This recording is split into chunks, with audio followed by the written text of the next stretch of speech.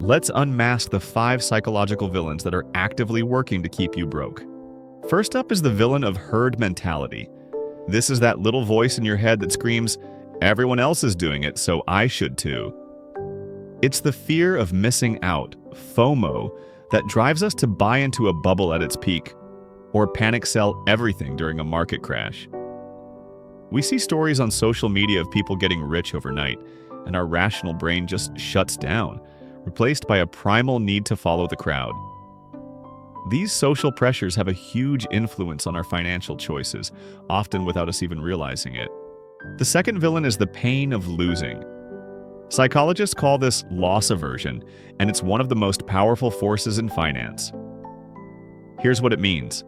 The pain you feel from losing $100 is psychologically twice as powerful as the pleasure you feel from gaining $100. This irrational fear of loss makes us do terrible things. We hold on to losing investments for way too long, just hoping they'll get back to what we paid, because selling would mean making that loss real. Or we're so terrified of losing anything that we avoid investing altogether, letting our savings get eaten away by inflation.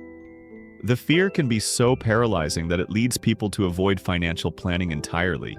Next is our third, and maybe most expensive villain, the ego trap. This is that relentless pressure to signal how well you're doing, to keep up with the Joneses.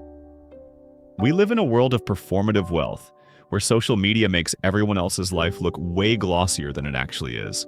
One study found that when we compare ourselves to people who seem better off, it triggers a stronger desire for high-status brands and makes us more willing to spend on luxury goods. This fuels a cycle of overspending on stuff we don't need to impress people we don't even know. It's a game you can never win because the finish line is always moving. The result is lifestyle inflation, where your spending magically rises to meet and often exceed whatever you earn.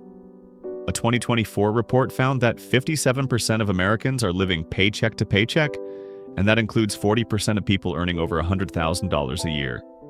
This isn't an income problem, it's an ego problem. The fourth villain is the anchor of the past, otherwise known as anchoring bias.